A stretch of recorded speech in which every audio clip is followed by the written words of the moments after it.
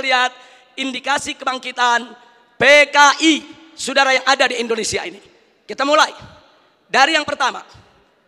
Kita semua sama tahu ada kelompok yang begitu ngotot menuntut pencabutan TAP MPRS nomor 25 tahun 1966. Kalau TAP MPRS ini dicabut, yang diuntungkan adalah keluarga besar PKI. Ini indikasi saudara.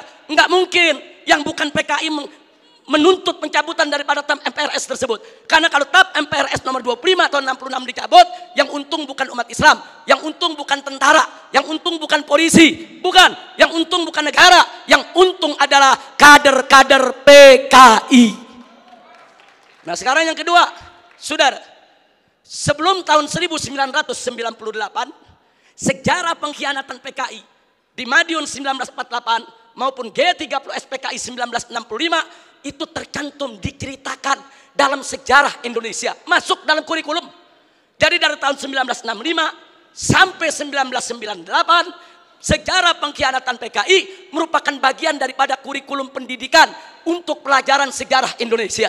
Tapi begitu masuk reformasi 98, saudara, pelajaran tentang pengkhianatan PKI baik di Madiun 1948 maupun G30S PKI 1965 dihapuskan dari kurikulum pendidikan.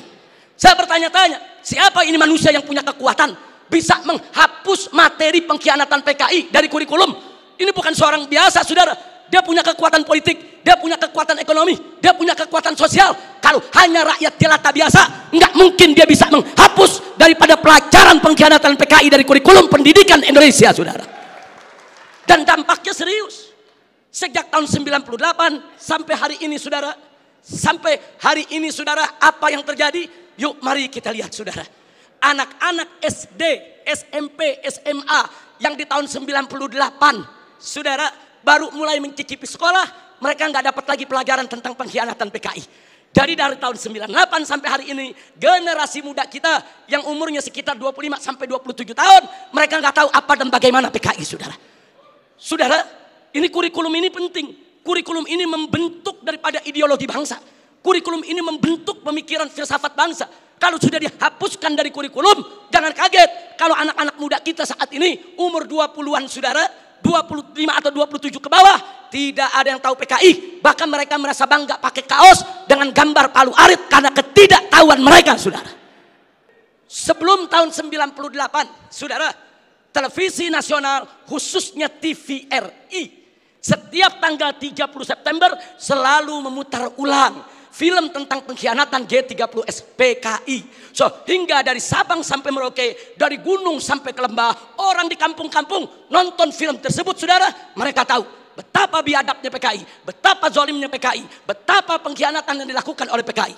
Tapi sayang sejuta sayang, setelah reformasi tahun 98 tidak ada satupun stasiun televisi sampai hari ini yang berani menayangkan kembali daripada film pengkhianatan G30S PKI, saudara. Ada apa? Siapa itu orang yang bisa nakut-nakuti televisi? Siapa itu orang yang bisa neken media televisi? Siapa itu orang yang menguasai media di kita punya negeri? Sampai media takut, nggak berani untuk menayangkan film itu kembali, saudara. Nah, ini fakta, ini merupakan indikasi kebangkitan PKI yang tidak terbantahkan.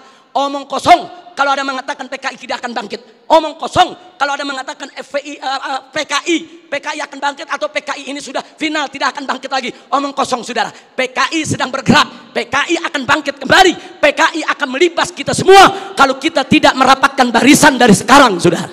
Dulu sebelum 98 ada Litsus, penelitian khusus bagi pejabat publik di Indonesia, saudara. Seseorang ingin jadi gubernur, ingin jadi kepala daerah, apalagi mau jadi menteri, saudara. Ada penelitian khusus. Siapa dia? Bagaimana ideologinya? Apa keterkaitannya dengan PKI, saudara? Kalau terbukti ada keterkaitan dengan PKI, apalagi mengusung ideologi PKI, tidak akan pernah dilantik oleh negara sebagai pejabat publik, saudara. Tapi semenjak tahun 1998, Litsus ditiadakan.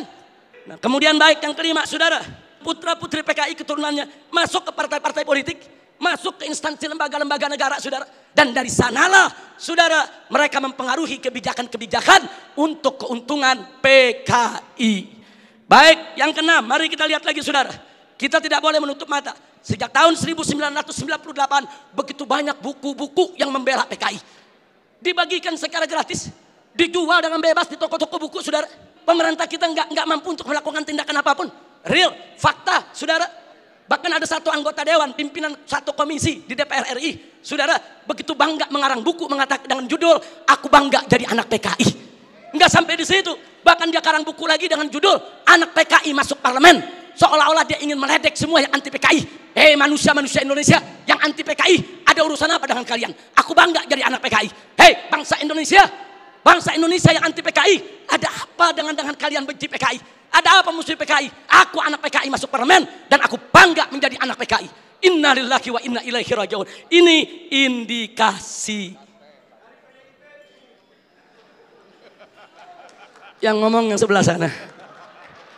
Mari kita lihat yang nomor 7. Saudara, adanya usulan RUU KKR, Komisi Kebenaran dan Rekonsiliasi. Ini juga tidak lepas dari peran-peran untuk kepentingan PKI. Kemudian yang ke-8. Bagaimana Komnas HAM luar biasa, saudara.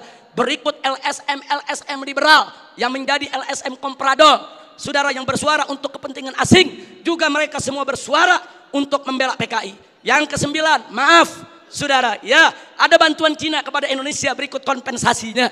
Saya tidak campur urusan ekonomi negeri ini, saudara. Tapi kalau sudah bantuan dari negara komunis Cina ke Indonesia dengan kompensasi tenaga kerja yang masuk Indonesia, wajib untuk diwaspadai, saudara. Nah kemudian jangan lupa yang ke-10, saudara, ada beberapa parpol, bukan satu, yang terang-terangan mengirim kader-kadernya ke Republik Rakyat Cina untuk ikut pendidikan politik. Mereka dididik oleh Partai Komunis Cina, saudara. Ada apa? Ya, itu hak partai tersebut, itu hak pribadinya, saya tidak ikut campur. Tapi saya sebagai bangsa Indonesia punya hak untuk mewaspadai partai-partai yang menjalin kerjasama dengan Partai Komunis Cina, saudara. Yang ke-11, di mana-mana ada seminar, ada temu kangen, saudara. Di mana-mana ada temu kangen PKI, seminar PKI, saudara. Sementara, saudara, dari pihak aparat keamanan setengah hati untuk membubarkan mereka, saudara. Berapa kali di Taman Ismail Marzuki mereka menggelar acara, bikin kegiatan, saudara.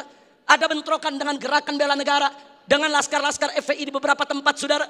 Ada apa? Ada lagi anggota-anggota dewan yang merupakan kader PKI menggunakan kunjungan kerja mereka untuk membuka temu kangen kader PKI sebagaimana terjadi di Banyuwangi beberapa waktu yang lalu, saudara. Yang ke-12, pembentukan Ormas Orsospol yang berafiliasi kepada PKI. Pemutarbalikan sejarah PKI dan lambang PKI. Saudara, saat ini di kalangan selebritis kaula muda. Dan maaf, sampai Menko Polhukam. Maaf, harus saya sampaikan, saudara. Begitu kami protes adanya kaos-kaos berlogo PKI, Pak Menko mengatakan, saudara, tentara dan polisi tidak usah over. Jangan berlebihan. Jangan kalau ada logo PKI dianggap PKI. Ini kan cuma tren anak muda. Logo PKI itu termasuk sosialisasi lambang PKI. Itu dilarang, saudara, oleh TAP MPRS nomor 25 tahun 66. Dilarang juga oleh Undang-Undang nomor 7 tahun 27 tahun 99. Dilarang juga oleh TAP MPR RI nomor 1 tahun 2003. Dan dilarang oleh KUHP pasal 107 A, B, C, dan D serta E, saudara. Enggak bisa. Kalau itu sudah masuk larangan, seorang Menko Polhukam tidak berhak melindungi logo Palu Arit hanya dengan alasan itu adalah tren kaula muda, saudara. Takbir, Allahu Akbar, merdeka.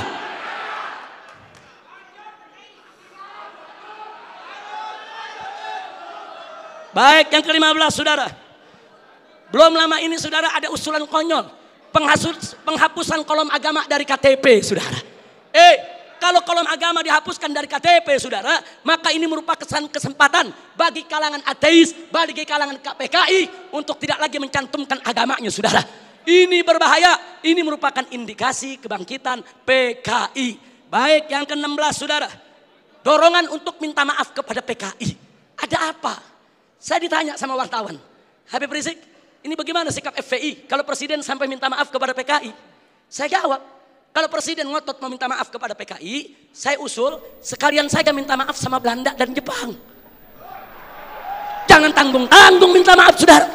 Minta maaf saja. Belanda, maaf dulu pejuang kami membunuh tentara Belanda. Jepang, maaf dulu gerilyawan kami membunuh Anda. Minta saja sekalian maaf kepada Belanda dan Jepang, saudara. Belanda dan Jepang itu penjahat, saudara, sebagaimana PKI. Bukan kita yang minta maaf kepada Belanda dan Jepang. Bukan kita yang minta maaf kepada PKI. PKI yang harus minta maaf kepada bangsa Indonesia, saudara. Baik, kemudian berikut yang ke-17, saudara. Maaf, sekarang ini ada jargon revolusi mental. PDIP juga.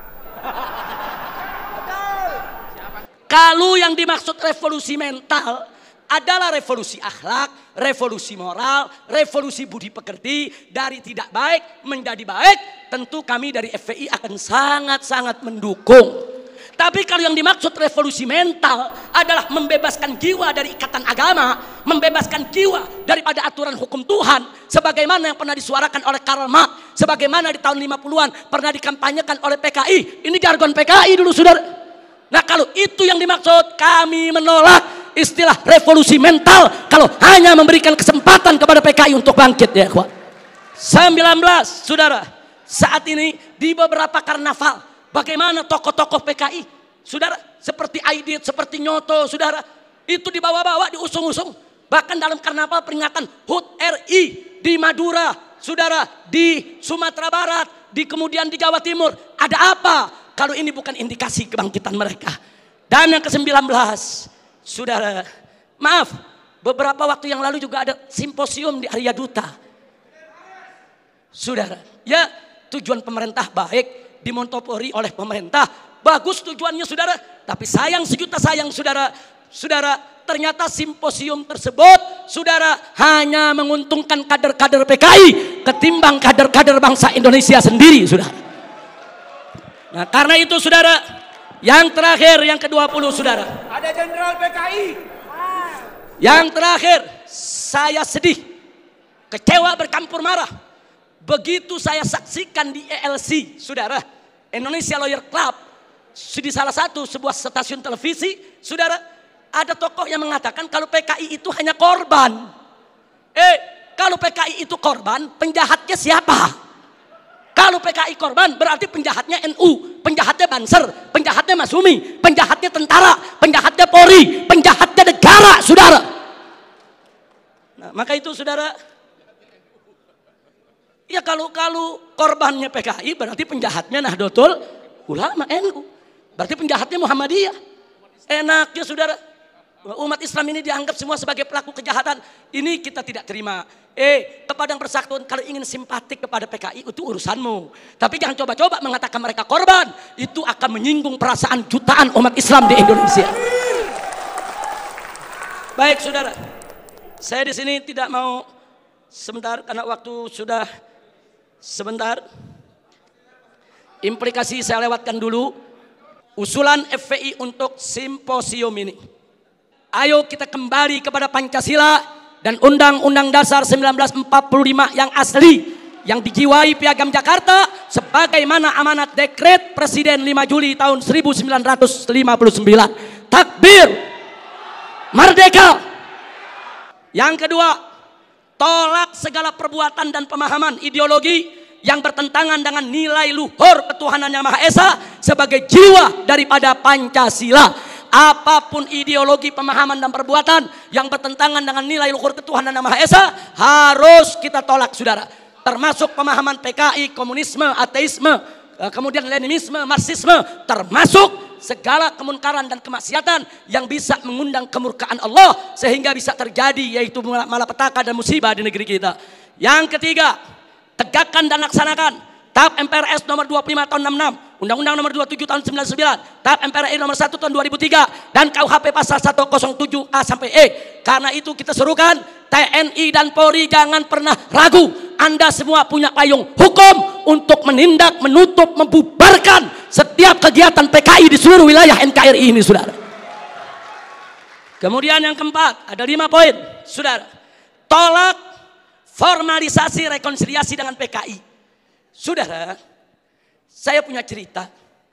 Di tahun yang lalu, 16 Agustus tahun 2015, kami Ormas Islam itu melakukan long march yang diikuti oleh ratusan ribu umat Islam dari Senayan, Sudirman, Tamrin sampai ke Istana. Kenapa kami gelar itu parade tauhid, saudara, dengan ratusan ribu umat Islam? Karena kami dengar dari sumber yang sangat terpercaya bahwa Presiden, saudara, berencana untuk memasukkan, saudara, item permohonan maaf kepada PKI di dalam pidato kenegaraannya. kita melakukan demo-demo kecil dan puncaknya yaitu tanggal 16 Agustus 2015 saudara. Nah lalu apa saudara? Di situ umat Islam sepakat kalau Presiden Jokowi tetap ngotot meminta maaf kepada PKI atas nama negara, kami akan serukan umat Islam, saudara, dan seluruh bangsa Indonesia dari Sabang sampai Merauke, kita turun ke jalan lengserkan siapapun presiden yang membela PKI, saudara. Takbir, merdeka. Nah kenapa kami tolak formalisasi rekonsiliasi dengan PKI? Karena akan membuka luka lama sejarah dan bisa membuka pintu fitnah yang berbahaya.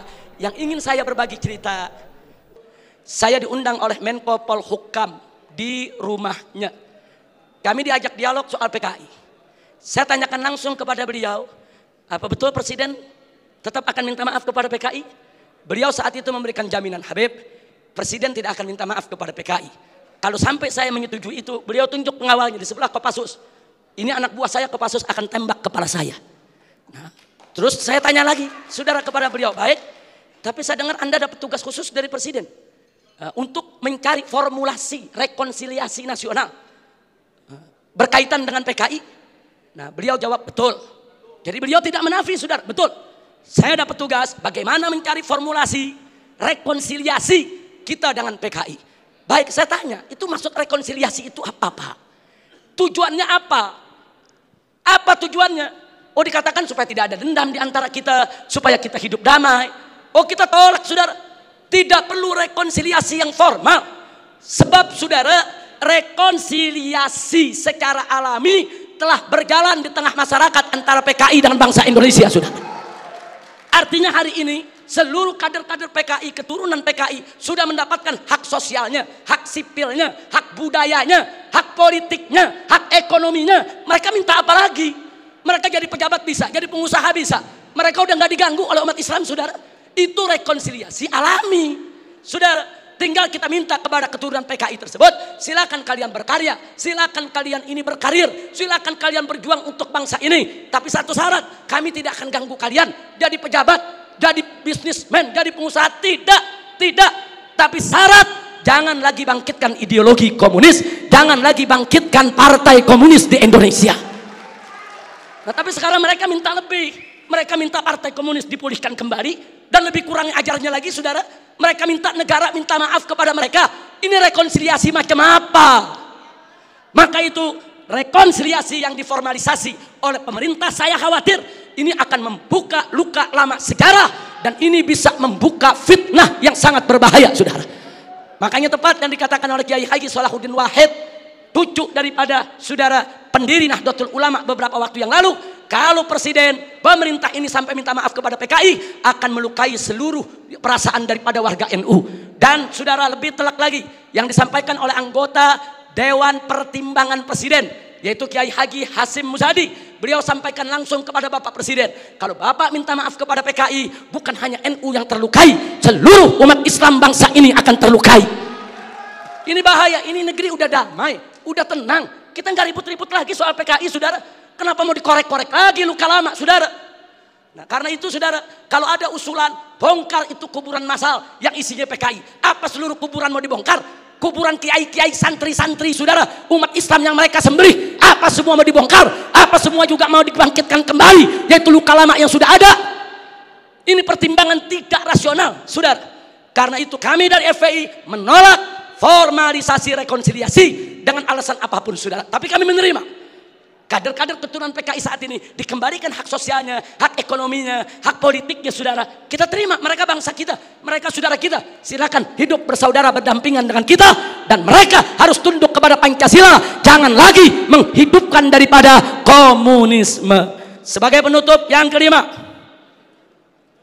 saudara, saya ajak semua yang ada di sini untuk menyerukan jihad konstitusional secara nasional melawan semua gerakan komunis dan neolib untuk selamatkan keutuhan negara kesatuan Republik Indonesia, saudara. Takbir, Allahu Akbar, merdeka. Itu saja yang bisa saya sampaikan. Hadiahnya Allah wa iyyakum ila siratal mustaqim. Wassalamualaikum warahmatullahi wabarakatuh.